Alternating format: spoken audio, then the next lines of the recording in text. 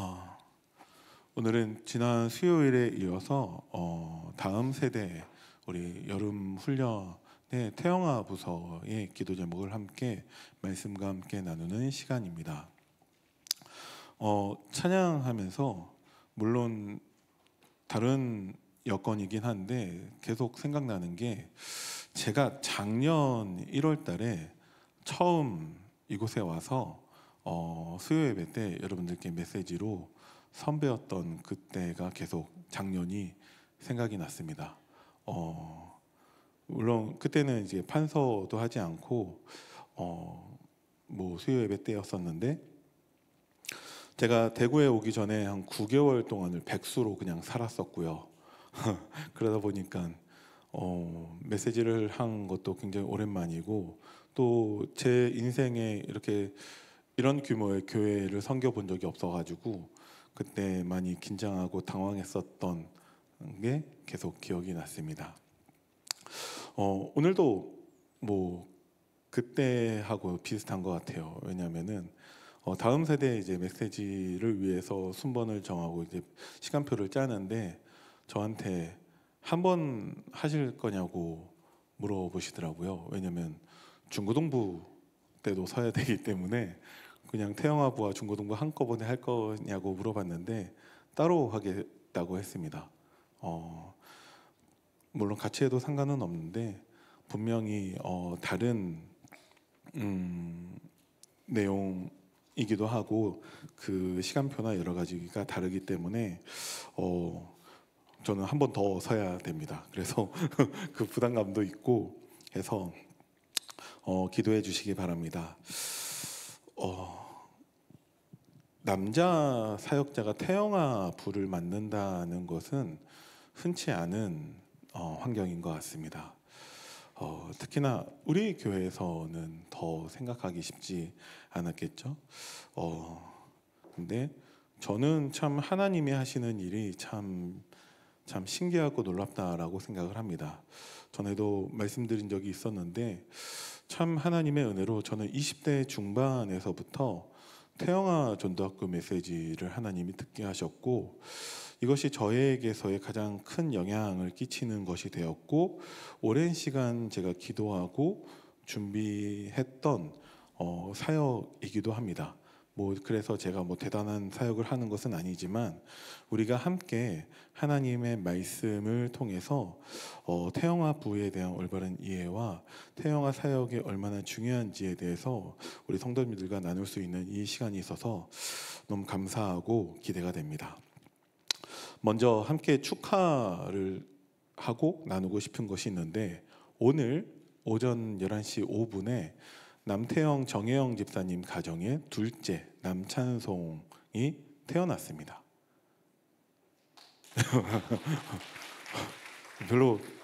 별로 안 반가우신가 본데 태영아 관점에서 너무 축복하고 너무 감사한 일이거든요. 위해서 그 가정을 위해서 우리 후대를 위해서 계속 기도해 주시기 바랍니다. 자, 오늘 말씀의 제목은 태영아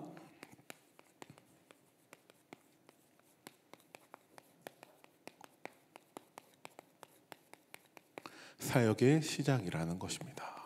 누가복음 1장 5절부터 17절까지의 내용을 우리가 나눴습니다.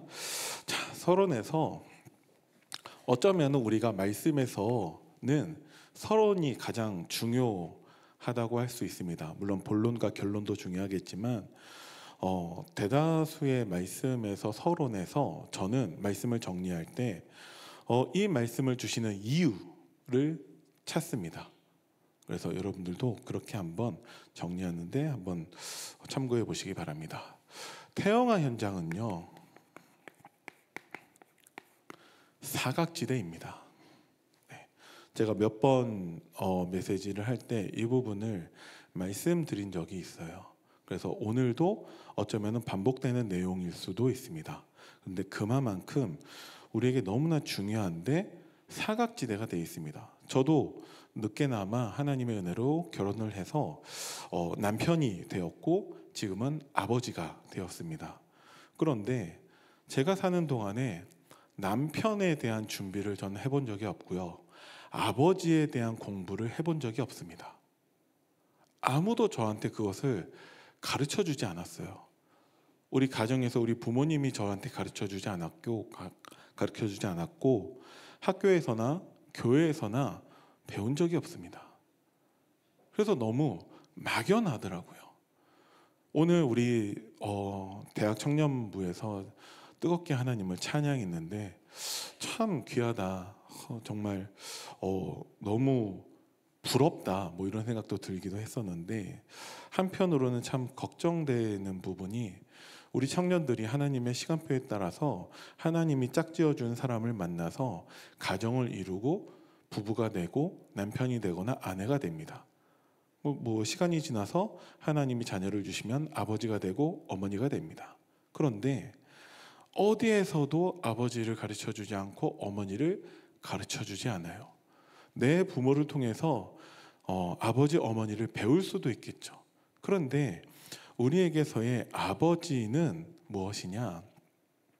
우리가 교회에서 대표적으로 아버지라고 부르는 존재가 있습니다. 그분이 누구시죠? 하나님이십니다. 그죠? 아버지와 어머니, 남편과 아내는 단순히 우리가 그냥 행복한 가정을 이루고 그렇게 신앙생활도 잘하고 잘 살자 그런 개념으로 접근하면 안 된다라는 것이죠. 왜 그러냐? 그런 수준이 아니다라는 것입니다.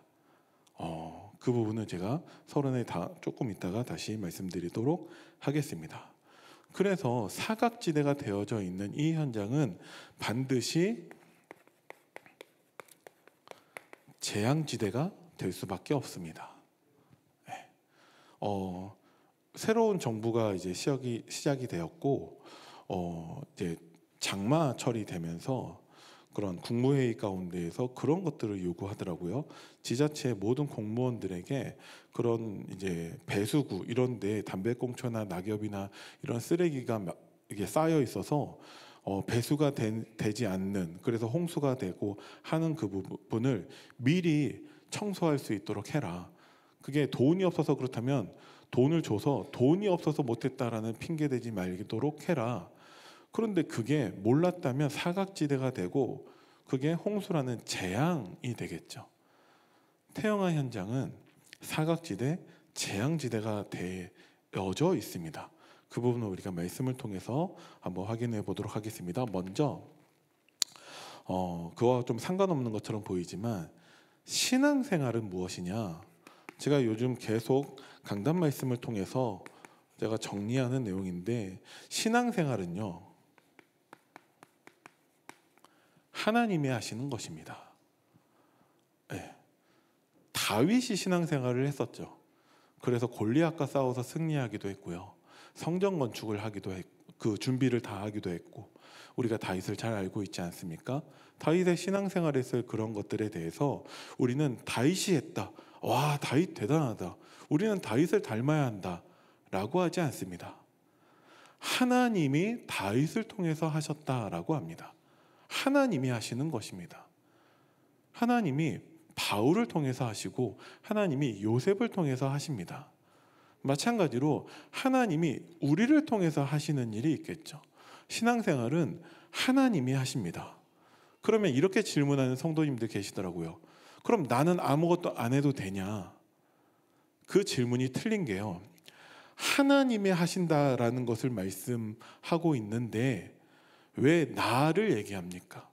우리에게서의 문제는 무엇이냐? 자꾸 내가 주인 되어지고 나 중심으로 하려고 하는 모든 것이 문제입니다. 그렇죠? 신앙생활을 자꾸 내가 해야 된다라고 생각하는 것부터 하나님과 방향이 맞지 않는다라는 것이죠.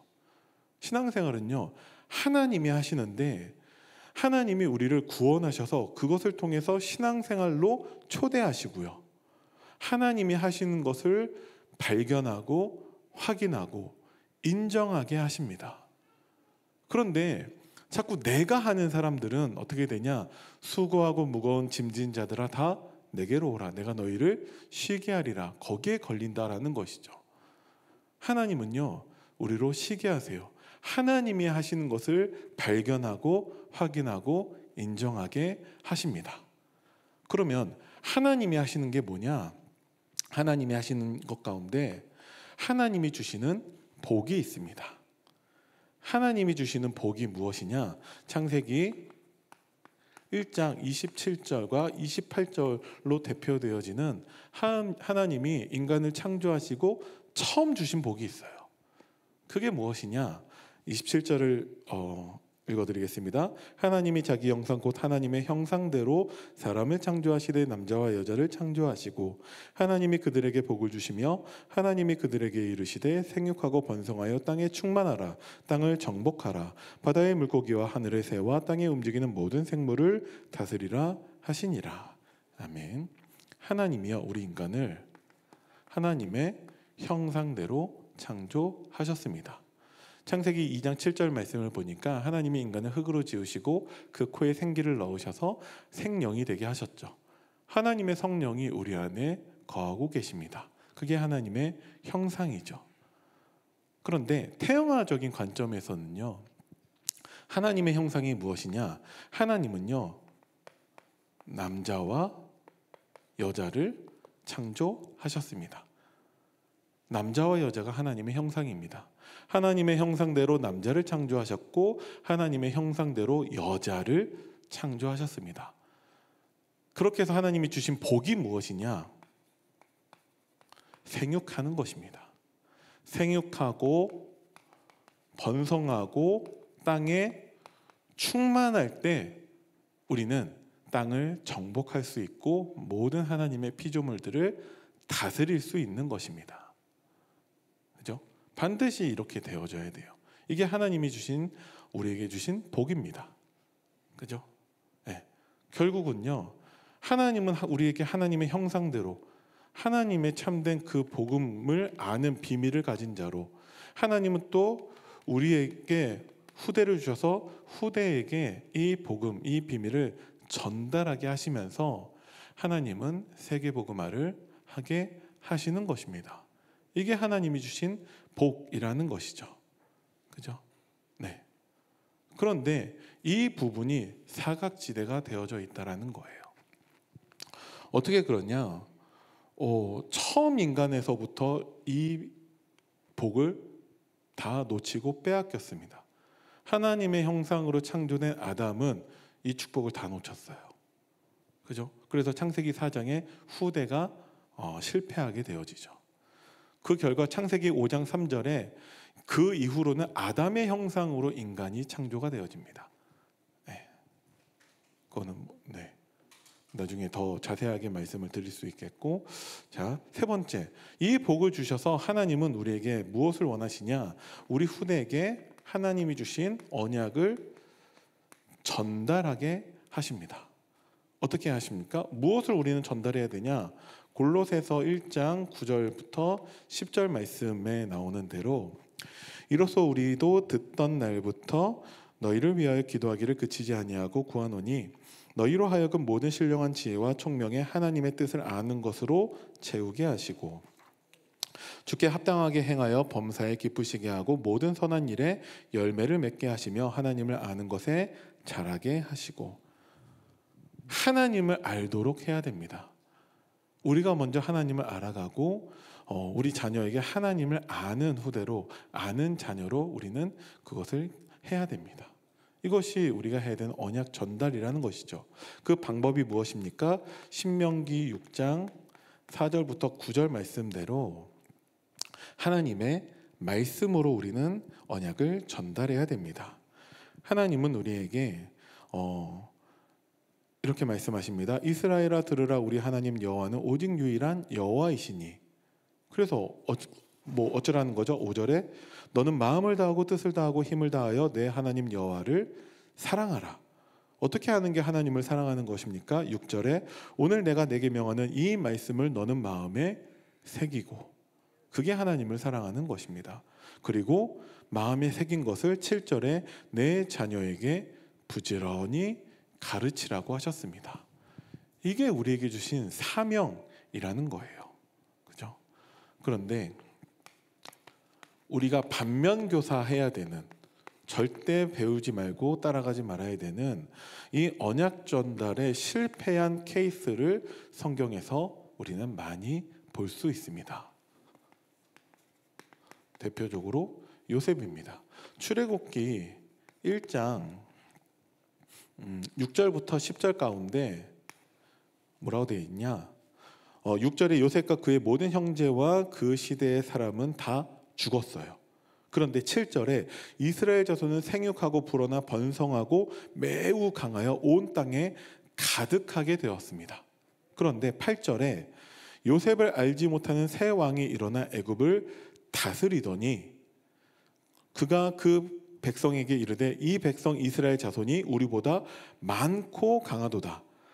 자, 우리가 그들에게 대하여 지혜롭게 하자. 두렵건대 그들이 더 많게 되면 전쟁이 일어날 때에 우리 대적과 합하여 우리와 싸우고 이 땅에서 나갈까 하노라 하고, 요셉이 죽고 난 다음에, 요셉 그 시대 사람들 다 죽고 난 다음에 다음 세대가 되었을 때 이스라엘 백성들은 노예가 됩니다. 네. 물론 그거는 이제 아브라함 때서부터 쭉 하나님의 그 말씀이 성취된 것인데, 요셉이 언약 전달에 실패했다. 뭐 요셉을 탓하는 것은 아니지만 그 다음 세대에는 하나님의 언약 전달하는 것이 실패했다라고 볼 수 있습니다. 네. 요셉에게서의 가장 대표적인 많은 성구들이 있는데 창세기 37장 1절에서 9절에 요셉이 받은 꿈도 있고요. 창세기 39장 2절에 이제 여호와께서 요셉과 함께 하심으로 요셉이 형통한 자가 된 것도 있고요.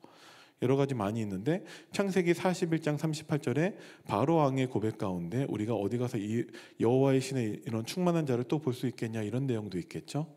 그런데 창세기 41장 45절 아무도 주목하지 않는 성구가 요셉이 총리가 되고 난 다음에 사탄이 어떻게 발악을 하냐, 바로 왕이 요셉을 이제 중매를 하는데 누구와 중매를 하냐? 온의 제사장, 온이라는 태양신을 숭배하는 지방의 최고 무당 보디베라의 딸 아스낫과 결혼을 하게 됩니다. 네. 요셉은 불신 결혼을 합니다. 그것이 이스라엘 백성들이 노예가 되는 것과 연관이 없다라고 할 수 없을 것 같습니다. 출애굽기 1장 15절과 16절에서 어떤 일이 일어나냐? 애굽 왕이 히브리 산파 시브라라 하는 사람과 부하라 하는 사람에게 말하여 이르되 너희는 히브리 여인을 위하여 해산을 도울 때에 그 자리를 살펴서 아들이거든 그를 죽이고 딸이거든 살려두라. 하나님이 우리에게 주신 생육하고 번성하고 충만할 수 있도록 하는 그것을 사탄은 이제 차단합니다. 아들을 다 죽이는 것을 통해서. 출애굽기 1장 7절에서 이스라엘 자손들이 심히 번창하고 있어요. 그런데 이 복음을 놓쳤죠. 그러면 수가 많은 것은 아무런 소용이 없습니다. 지금도 아프리카나 뭐 이렇게 아랍이나 이런 데 가면은 자녀를 많이 낳아요. 근데 그것이 생육하고 번성하고 충만한 거라고 우리는 보지 않습니다. 왜 그러냐? 하나님의 형상을 놓친 사람들이기 때문에 아무리 그 수가 번성해도 아무 소용이 없는 거겠죠. 요셉을 통해서 언약 전달 실패해서 이스라엘은 노예가 되어지고 그 후손들에게 문제가 오게 되는 것입니다.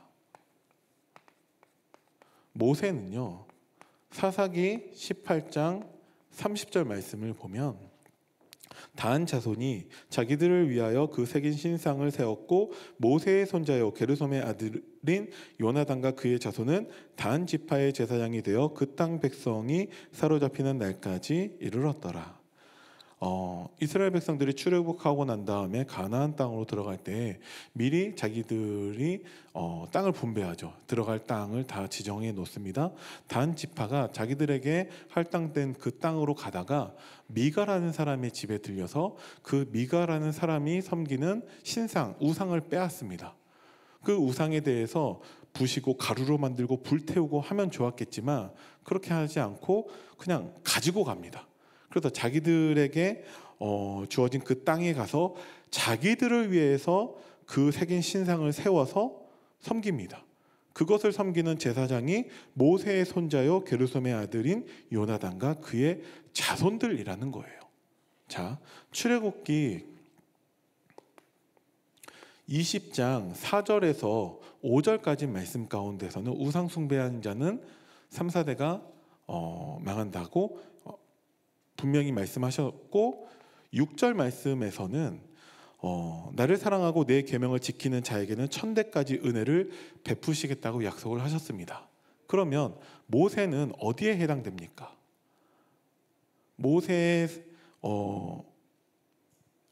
손자 게르솜의 아들 요나단부터 그의 자손이 사로잡히는 날까지 그 우상 숭배하는 제사장이 되었다라고 사사기 18장 30절에서 말씀하고 있는 거예요. 모세의 손자부터 그의 자손들이. 그럼 모세는 출애굽기 20장 4절에 속해 있을까요? 6절에 속해 있을까요? 우리에게 주시는 하나님의 메시지가 있는 것이죠. 그렇죠? 또 사무엘입니다. 사무엘상 8장 1절부터 3절 말씀을 보면은요, 사무엘이 늙음에 그의 아들들을 이스라엘의 사사로 삼았습니다. 장자의 이름은 요엘이요 차자의 이름은 아비아인데 그들이 브엘세바에서 사사가 되니라. 그의 아들들이 자기 아버지 사무엘의 행위를 따르지 아니하고 이익을 따라 뇌물을 받고 판결을 굽게 하니라. 사무엘의 두 아들에게 언약이 전달되지 않습니다. 그래서 아버지처럼 하지 않고 사무엘의 두 아들은 실패한 사람들이 됩니다. 그 결과 이스라엘 사람들이 분노해요. 당연하죠. 사사로 세워놨는데 자기의 이익에 따라서 완전히 자기 마음대로 하고 있다라는 것이죠. 그래서 모든 이스라엘 장로들이 다 사무엘에게 쫓아와서 요구한 것이 무엇이냐? 왕을 요구합니다. 근데 그 왕이 예수 그리스도를 예표하는 그런 왕이 아니라 이방 나라들과 같은 그런 왕을 요구하고 있는 거예요. 사무엘상 8장 7절 말씀에 하나님께서 그걸 다 들어주라고 하십니다. 사무엘에게 하신 말씀이 저들이 너를 거부해서 이스라엘 왕이 되지 못하게 하는 게 아니라 하나님 나를 거부해서 이스라엘의 왕이 되지 못하게 하는 거라고 말씀하고 계십니다. 이스라엘 백성들이 하나님 앞에 범죄하게 되었다라는 것이죠. 원인은 무엇입니까? 사무엘상 8장 그 이전의 7장에서 등장하는 것은 미스바 운동입니다. 근데 미스바 운동 다음에 일어난 것은 사무엘이 늙었고 그를 대신해서 두 아들이 이스라엘의 사사가 된 것밖에 없습니다. 사무엘이 두 아들에게 언약 전달하는 것을 실패했다라는 것이죠. 우리는 사무엘의 믿음 그 반도 못 따라가는 사람들 일 수 있습니다. 그런데 사무엘 같은 사람조차도 언약 전달하는 것에 실패하는 것을 우리는 성경을 통해서 볼 수 있습니다. 다윗 열왕기하 1장 5절부터 6절 말씀에서는요, 제가 읽어드리겠습니다. 그때 핫깃의 아들 아도니아가 스스로 높여서 이르기를 내가 왕이 되리라 하고 자기를 위하여 병거와 기병과 호위병 50명을 준비하니 그는 압살롬 다음에 태어난 자요 용모가 심히 준수한 자라. 그의 아버지가 내가 어찌하여 그리하였느냐고 하는 말로 한 번도 그를 섭섭하게 한 일이 없었더라.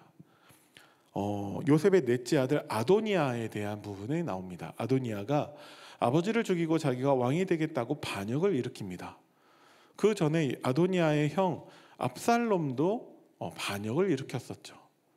그런데 아도니아에 대한 특징을 뭐라고 말씀하고 있냐?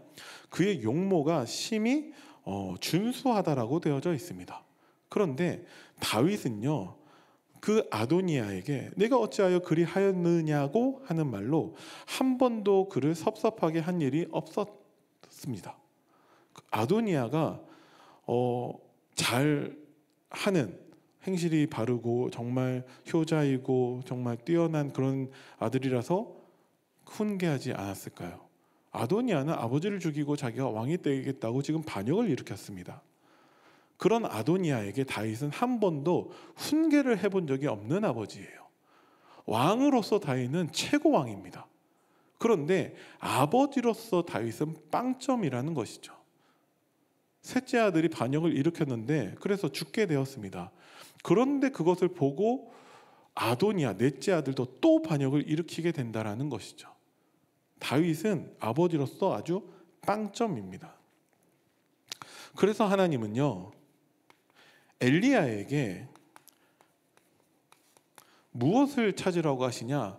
피 한 방울도 섞이지 않았지만 하나님이 예비하신 영적인 아들이라 할 수 있는 엘리사를 찾으라고 합니다. 열왕기하 2장 9절부터 11절 갑절의 영감에 대해서 너무나 잘 알고 계시죠? 12절 말씀에 엘리야를 하나님께서 불러가시고 난 다음에 엘리사가 보고 소리 지르되 내 아버지여 내 아버지여, 엘리야에 대해서 내 아버지여 라고 합니다. 그런 비밀이 있겠죠.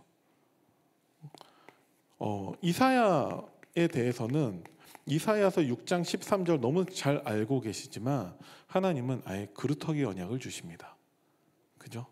그리고 바울은요, 디모데후서 2장 1절 말씀 가운데 마찬가지입니다. 피 한 방울도 섞이지 않았고 완전 남인데 디모데에 대해서 뭐라고 호칭을 하냐? 내 아들아 라고 합니다.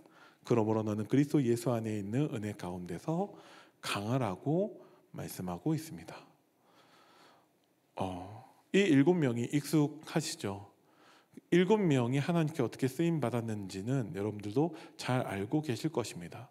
그런데 이들에게도 여전히 사각지대이고 재앙지대가 있다라는 것이죠. 그것을 성경은 우리에게 알려주고 있습니다. 이들이 하나님께 그 사명대로 그 역할을 감당한 것은 분명히 맞는데 그들에게도 어디가 사각지대냐? 그 가정에서 후대에게, 자녀에게 언약 전달하는 것에 사각지대이고 무엇인가 거기에 맹점이 있다라는 것이죠. 그래서 태영아 사역이 사각지대라고 말씀을 드리고 있는 것입니다. 우리가 정말 기도하면서 정말 준비해야겠죠. 자, 태영아 사역이 무엇이냐?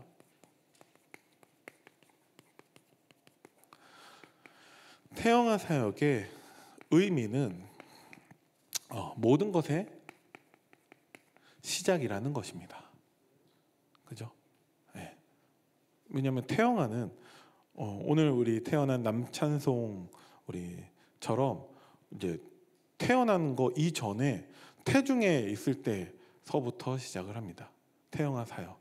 엄밀히 얘기해서의 태영아 사역은요, 우리 자녀에 대한 사역도 있겠지만 부모 사역이 더 주가 됩니다. 그죠? 오늘 본문 가운데에서도 그러한 부모를 소개하고 있습니다. 이 사역이 너무나 중요한 이유는 무엇이냐? 우리가 이 현장을 선점해야 됩니다. 왜 그러냐? 무조건 먼저 들어간 것이 대장 노릇합니다. 혹시 만약에 상처가 들어갔다, 어렸을 때 너무 큰 상처가 들어갔다, 그 사람이 건강한 사람으로 성장하는 것은 쉽지 않습니다. 그 상처가 정말 중요한 때, 정말 인생에 가장 필요할 때, 그 인생이 가장 피크일 때 갑자기 드러나서 대장 노릇합니다. 그래서 제대로 그 한 사람으로서 그런 어른으로서 역할을 하지 못하고 그 상처에서 허우적대면서 실패하는 사람들의 경우를 많이 봅니다.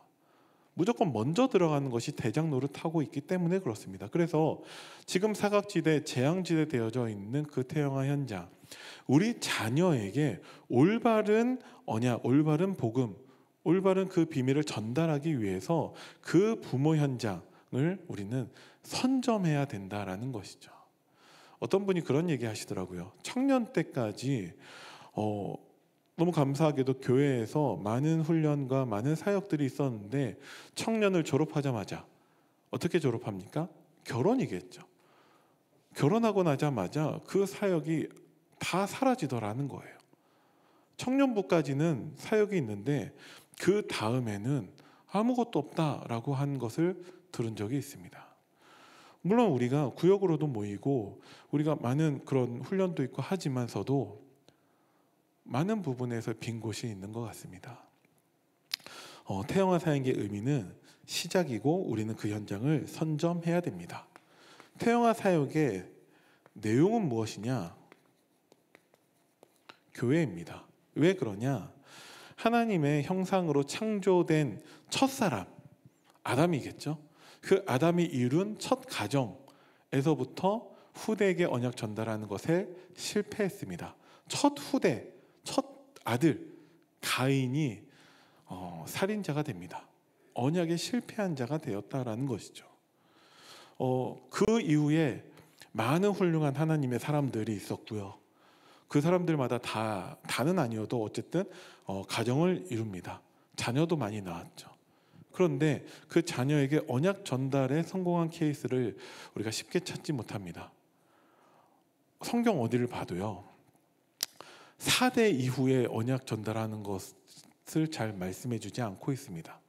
아브라함, 이삭, 야곱, 요셉 다음에는 이제 노예가 되어버립니다. 그런 식이라는 거예요. 2세, 다윗, 솔로몬. 근데 그 다음에 이름 잘 아시나요? 솔로몬의 아들 르호보암. 잘 모르시죠? 나라가 쪼개지고 그렇게 됩니다. 성경 어디를 봐도 그렇다라는 것이죠. 물론 하나님은 계속해서 우리에게까지 언약을 전달하고 계십니다. 그런데 계속 3, 4대가 되기 전에 언약 전달에 실패한 모습을 보게 된다는 것이죠. 왜 그러냐? 하나님은 그래서 우리에게 교회의 축복을 주십니다. 교회를 통해서 하나님은 우리 후대를 키우길 원하시고 언약을 전달하기를 원하십니다. 어떻게 알 수 있냐?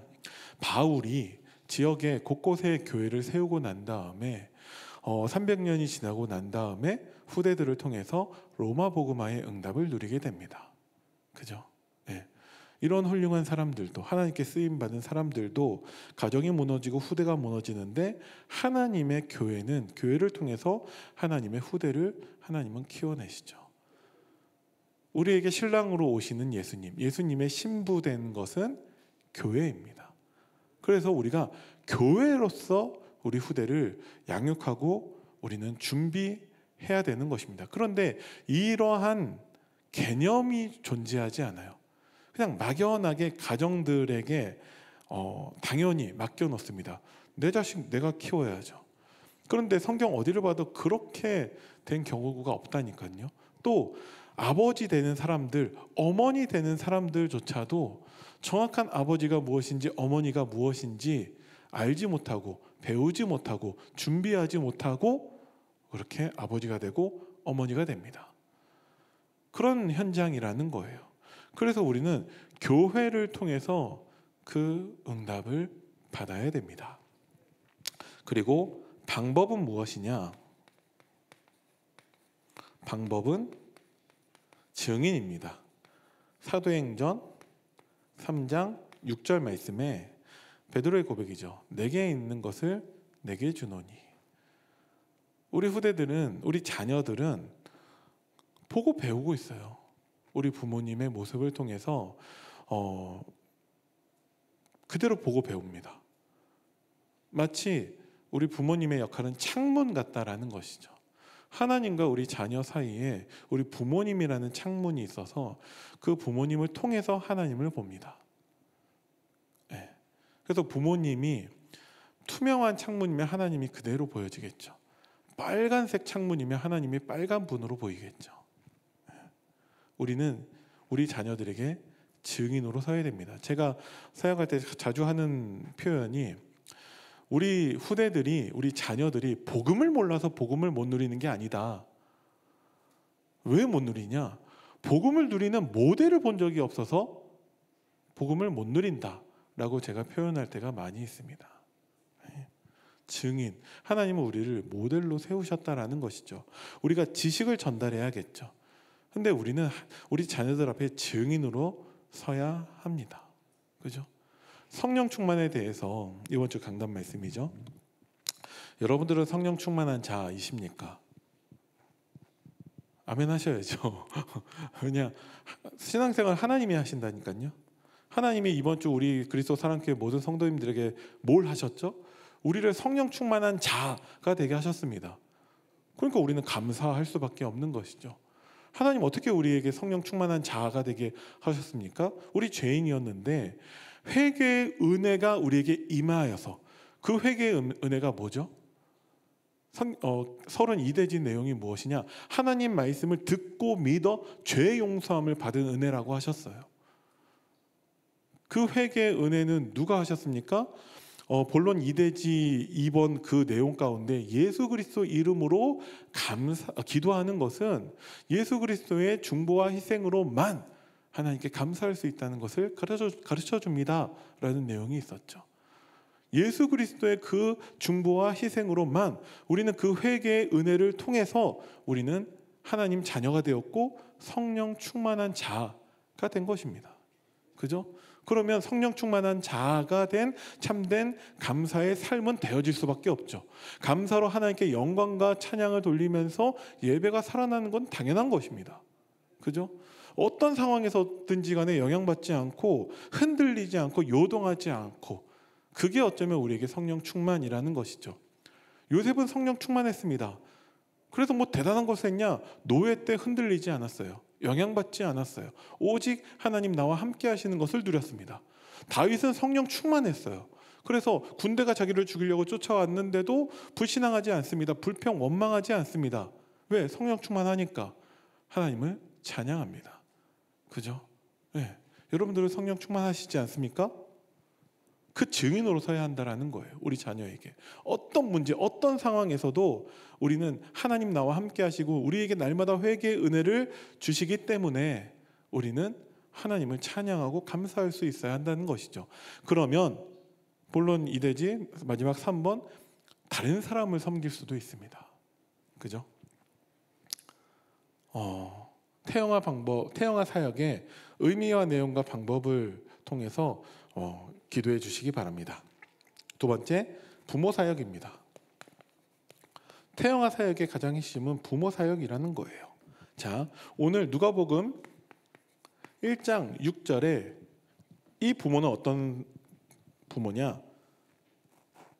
이 두 사람이 하나님 앞에 의인이니 주의 모든 계명과 규례대로 흠이 없이 행하더라. 네.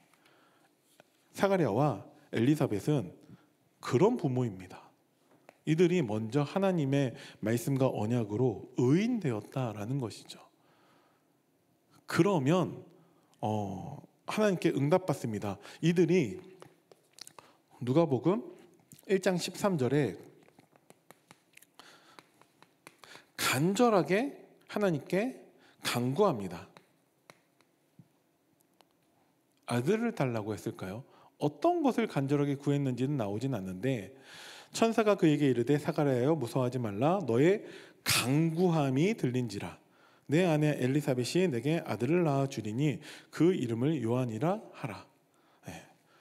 사가랴가 어떤 것을 간절하게 구했는지는 나오지 않기 때문에 알 수가 없습니다. 그런데 오랜 시간 동안에 그 가정에 자녀가 없었죠. 그래서 간절하게 아들을 구했다라는 것이냐? 저는 그렇게 생각하지 않습니다. 그러면 뭘 구했냐? 이들이 구한 것은 모델이 되는 것입니다. 누가복음 1장 15절 말씀에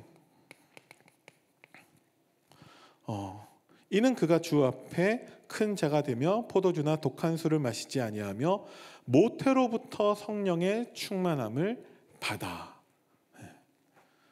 그들은 모르지만 사가랴와 그 엘리사벳은 날마다 그 성령 충만함을 간절히 구했을 것이라고 저는 개인적으로 생각합니다.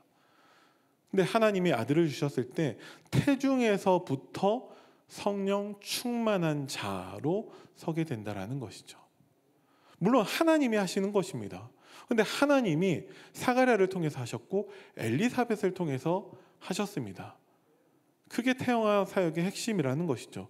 우리가 뭘 하자는 것이냐? 뭐 새로운 것을 하자는 게 아니에요. 부모된 우리들이 자녀들 앞에 모델로 되기 위해서 하나님 주신 말씀, 강단과 성경의 말씀을 가지고 우리부터 성령 충만한 자가 되어야 합니다. 그래서 우리에게 주신 이 비밀을 우리 자녀에게 부지런히 가르쳐야 한다라는 것이죠. 그게 태영아 사역의 전부입니다.